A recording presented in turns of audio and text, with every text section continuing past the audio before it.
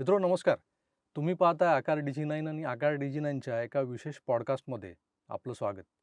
आज आपल्या स्टुडिओत एक असे अतिथी वक्ता आलेले आहेत, की ज्यांच्याबद्दल सांगताना मला थोडंसं तुम्हाला भूतकाळात न्यायचं आहे. भूतकाळात यासाठी कारण त्यांचं स्वतःचं एक चॅनल आहे आणि त्या चॅनलवर त्यांनी काही भाकितं केली होती. आता भाकितं म्हटल्याबरोबर तुमच्या लक्षात आलं असेल, भाकितं करणारे जे असतात त्यांना आपण भविष्यवेत्ता वगैरे म्हणतो. तर हे भविष्यवेत्ता जरी असले तरी त्यांच्या जी वक्तव्य असतात किंवा त्यांची भाकितं असतात, त्याला ज्योतिषशास्त्राचा आधार असतो. एक अधिष्ठान असतं आणि हे अधिष्ठान आहे वैदिक ज्योतिषशास्त्राचं. आज आपल्यासोबत आहेत जसं त्यांची ओळख करून देताना सांगितलं होतं, की ते एक भविष्यवेत्ता आहेत. तर माझ्यासोबत आहेत अतुल माहेश्वरीजी. अतुलजी नमस्कार. नमस्कार प्रभाकर जी. अ, मित्रांनो अतुलजी यांच्याबरोबर जेव्हा आपण संवाद साधणार आहोत, तर तो हिंदीतून साधणार आहोत, कारण ते हिंदी भाषी आहेत. तर पुढचं जे काही आपलं संभाषण असेल, प्रश्न उत्तरं असतील, ते हिंदीतून होणार आहेत. तर अतुल जी मुझे बताइए, जी, ये आपके जो पिछले वीडियोज़ में देख रहा था, जी, तो उसमें सबसे पहला वीडियो जो मैंने देखा, वो था पिछले लोकसभा चुनाव के दरमियान जो आया था आपका वीडियो। जी, मतलब चुनाव होने वाले थे, सब जगह प्रचार चल रहा था और बड़ी धूम मची थी कि इस बार मोदी सरकार और वो भी 400 पार। जी, और आपने उस वक्त जो वीडियो किया था बड़ी बेबाकी से कह दिया था कि ये 400 पार नहीं होने वाला है, जी, ये कुछ 200 के अंदर ही निपट जाएंगे, 200 227 ऐसा कुछ कहा था आपने। और ये कहना उस वक्त एक तरह से ढाढ़स की बात थी कि 400 पार की तो हवा चल रही थी सब जगह। जी, फिर आपने ये वक्तव्य कर दिया, तो बहुत सारे जो मेरे मित्र हैं उन्होंने भी कहा था कि ये जो कोई बंदा है ये जिस तरह से बोल रहा है, तो क्या ये सच हो सकता है? और आपने जो भी कह दिया, समझो अगर गलत हो जाता तो क्या हो सकता है? ऐसे कुछ विचार उस वक़्त आपके दिमाग में आए थे क्या? और ये पूछते-पूछते मुझे आपसे पूछना है कि कहने वाले कहे जाते हैं, कहने के पीछे कुछ एक अधिष्ठान होना ज़रूरी है। जी, तो आपने ऐसे ही नहीं किया कहा होगा, आपने कुछ उसके पीछे आपकी कुछ स्टडी होगी, एक जी, अधिष्ठान जो मैं बार-बार बोल रहा हूँ कि अधिष्ठान होगा, वैदिक ज्योतिष तो है आपके साथ। तो आपने क्या सोच के वो विधान किया था? हाँ। मैं आपको बताता हूँ कि हम लोग वैदिक ज्योतिष को फ़ॉलो करते हैं, जन्म कुंडली देखते हैं। तो सबसे पहली बात जो मुझे पता थी, मैं कई सालों से इस प्रोफ़ेशन में हूँ, तो मुझे ये पता था कि ये जो भी बात कर रहे हैं, सब इन्फ्लुएंस होके बात कर रहे हैं, इसमें ज्योतिष कहीं नहीं है। जिन्होंने भी बोला, अब आपके माननीय प्रधानमंत्री, आपके माननीय गृह मंत्री, सबसे पावरफुल लोग अगर आके खुद ही मंच पे बोलेंगे कि हम 400 सीट जीत रहे हैं, तो उसको काउंटर कैसे करेंगे? लेकिन जब हम कुंडलियों में जा रहे थे देख के, और ख़ास तौर से मैं आपको बताऊँ कि हमने मोदी जी की कुंडली, जो मेरा विचार है अपना, वो सही उपलब्ध नहीं है। 2 कुंडली मार्केट में उनकी चलती हैं जिसके बेस के ऊपर एस्ट्रोलॉजिकल प्रेडिक्शन लोग करते हैं। हमने उस चीज़ को लिया ही नहीं, क्योंकि मेरा ये मानना है कोई भी व्यक्ति दल से बड़ा नहीं हो सकता। लेकिन बीजेपी की फाउंडेशन की जन्मपत्री है।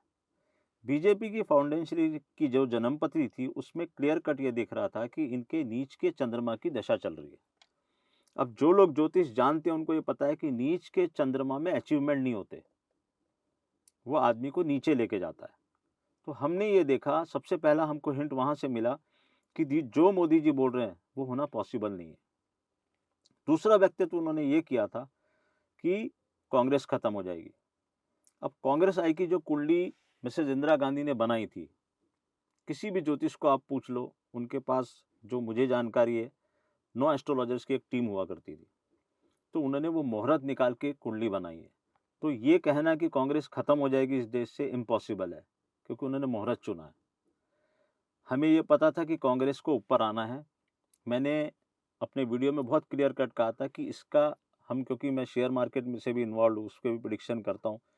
टॉप बन चुका है बीजेपी का और कांग्रेस का बॉटम बन चुका है। अब ये सी-सॉ बैलेंसिंग है, इसको नीचे आना है, इसको ऊपर जाना है। फिर ये बात हुई, हमने बीजेपी की कुंडली से ये पता चल गया कि बिना कोएलिशन के इनकी गवर्नमेंट बन नहीं सकती। तो इसलिए मैंने वो बेबाक होके ये बोल दिया कि 270 भी नहीं आएगी। और 240 के आसपास का हमारा निष्कर्ष था और एग्जैक्ट आप देख लो वही सीट आई है।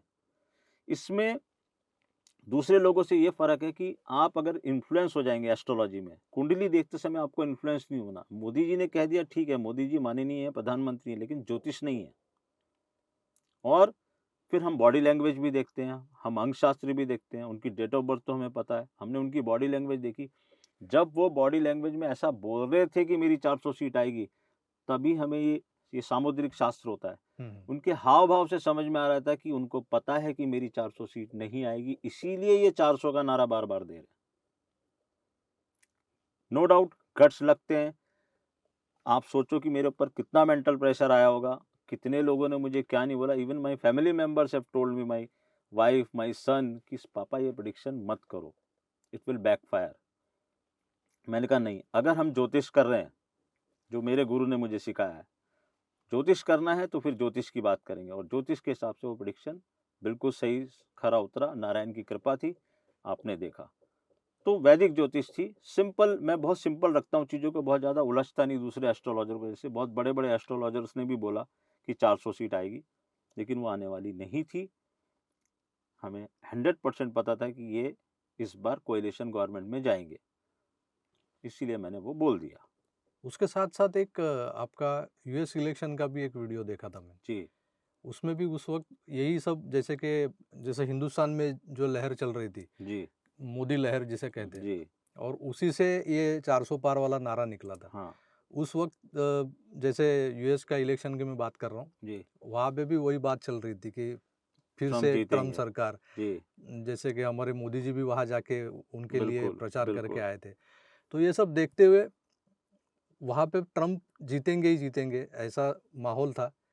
उसके बावजूद ऐसा हुआ कि वहाँ के भी चुनाव के नतीजे कुछ बदले-बदले से नज़र आए। जो बाइडेन जीते। जो बाइडेन जीते, कमला हैरिस तो अभी वाईपी। क लेकिन मैं आपको कंटेस्ट कर रही बताऊँ उसमें हमने क्या किया था, उसमें हम क्या वो हम अब एस्ट्रोलॉजी में ना बहुत सारी चीज़ें हैं। हमने क्या किया था उस समय, कमला हैरिस की हॉरोस्कोप बहुत पावरफुल थी और जॉय बाइडेन राष्ट्रपति के लिए खड़े हुए थे। तो मैं आपको सच बताऊँ, मैंने जॉय बाइडेन के हॉरोस्कोप पे इतना ध्यान ही नहीं दिया।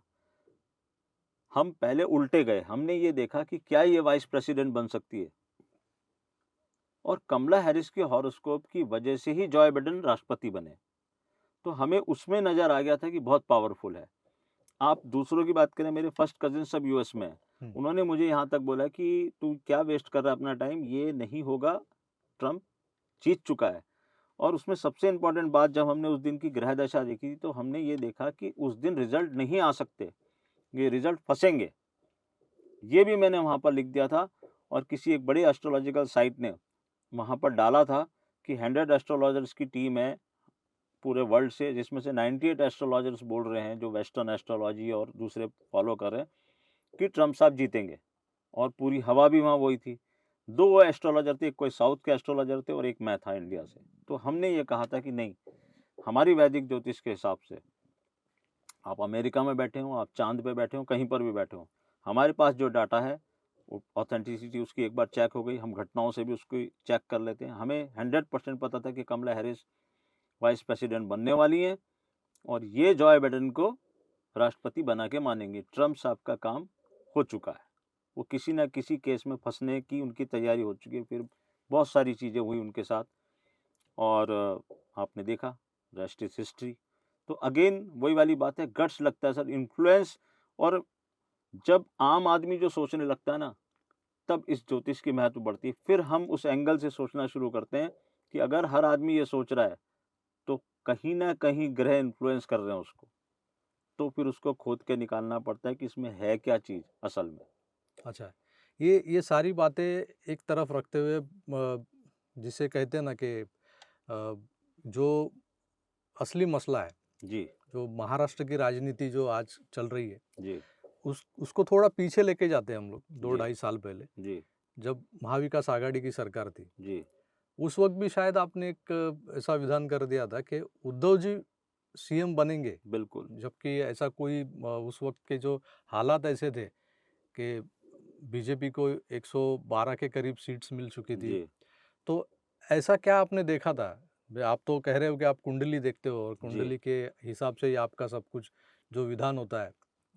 तो उद्धव जी की कुंडली उस वक्त क्या बता रही थी? उद्धव जी की कुंडली में उस समय जुपिटर में केतु की दशा आ चुकी थी और शरद पवार जी को डिसाइडर बनना था। हमने उस समय शरद पवार जी की कुंडली देखी थी और हमें ये समझ में आ गया था कि ये खेल शरद पवार जी खेलने वाले हैं। और उद्धव जी की जुपिटर में केतु की दशा आ गई थी और दूसरा उनकी कुंडली में एक ऐसा योग है, ग्रहण योग है चंद्रमा राहु का, उद्धव जी की कुंडली में। तो मुझे ये समझ में आ रहा था कि इनको ये पद मिलेगा और इस पद में इनका जो टेनर होगा उसमें कुछ तकलीफें आएँगी। अब हम ये नहीं प्रेडिक्ट कर सकते थे उस समय कि कोविड कोविड आएगा, आएगा, क्योंकि हाँ। कोविड तो हमने कभी सुना नहीं, देखा नहीं।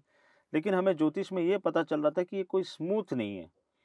और जैसे ही उन्होंने शपथ ली, हमने शपथ ग्रहण की कुंडली बनाई, तभी हमने ये विधान भी हमारे दिमाग में आ गया कि ये गवर्नमेंट अपने 5 साल पूरे नहीं करेगी, तो कुछ ना कुछ तो यहाँ पर गड़बड़ होनी है। फिर हमने ये प्रेडिक्शन कर दिया।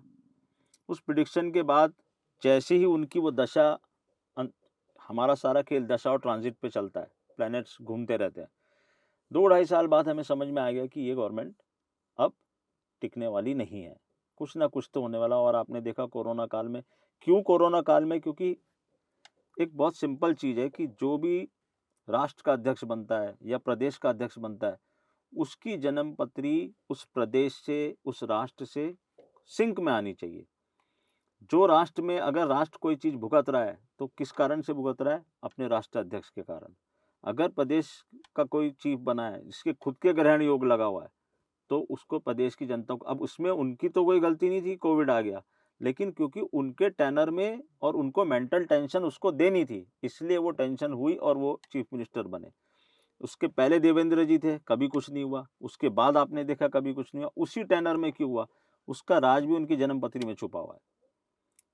और फिर हमको ये समझ में आया कि माननीय बाला साहब ठाकरे, हिंदू हृदय सम्राट, जो करिश्मा उनका था, देखिए ये सब खेल ग्रहों का है, वो उनके सुपुत्र हैं, लेकिन जो करिश्मा उनका था, जो ग्रहों की पोजीशन उनकी थी, ये टोटली डिफरेंट पोजीशन है। वो करिश्मा वो नहीं ला पाए, वो करिश्मा वो नहीं पैदा कर पाए। कोशिश बहुत करी, बहुत कुछ किया, लेकिन वो करिश्मा नहीं कर पाए। वो बोलते हैं ना कि वैसा आदमी साल में 100 साल में एक 100 बार ही साल में पैदा एक होता बार। है। तो वो खेल था। फिर भी हमने देखा खोद के, लेकिन ये गेम 2.5 साल के लिए था। और अब जैसे अभी ये बात चालू हुई, हुँ, महाराष्ट्र इलेक्शन चालू होने के पहले, मैंने 2 हफ्ते पहले ही अपने चैनल में हुँ। वीडियो डाला था कि उद्धव साहब का नाम तब बहुत चल रहा था कि इनका नाम चीफ मिनिस्टर के लिए इधर से आ जाएगा। और मैंने उसमें क्लियर कट कहा था कि नहीं, इनका नाम घोषित नहीं होगा। अगर होगा तो ये सबसे बड़ी गलती हुँ। करेंगे। तो इसी मुद्दे पे मैं आऊँगा। उससे पहले मैं आपसे एक और बात जानना चाहता हूँ कि आपने उद्धव जी की कुंडली जो बनाई, जी, उनकी कुंडली में वो कुछ ऐसे योग दिख रहे थे उस वक़्त, जी, 2019 की बात कर रहा हूँ, जी, कि वो चीफ मिनिस्टर बन गए। जी, 2.5 साल के बाद कुछ ऐसी स्थिति थी कि उनका मुख्यमंत्री का जो भी टेन्योर था, वो अचानक से गया बिल्कुल। उनके हाथ से। उसके बाद जो 2.5 साल गुज़रे, जी, वो 2.5 साल में उनकी दशा, अंतर्दशा, ग्रहों की स्थिति, ये सब अभी तो बदले हुए होंगे। और इसी की वजह से अभी बात चल रही थी कि जिस तरह से लोकसभा में उनके नेतृत्व में महाविकास आघाड़ी ने चुनाव लड़े, जी, तो एक सीएम का फेस, शायद वो चेहरा बन सकते थे महाराष्ट्र का।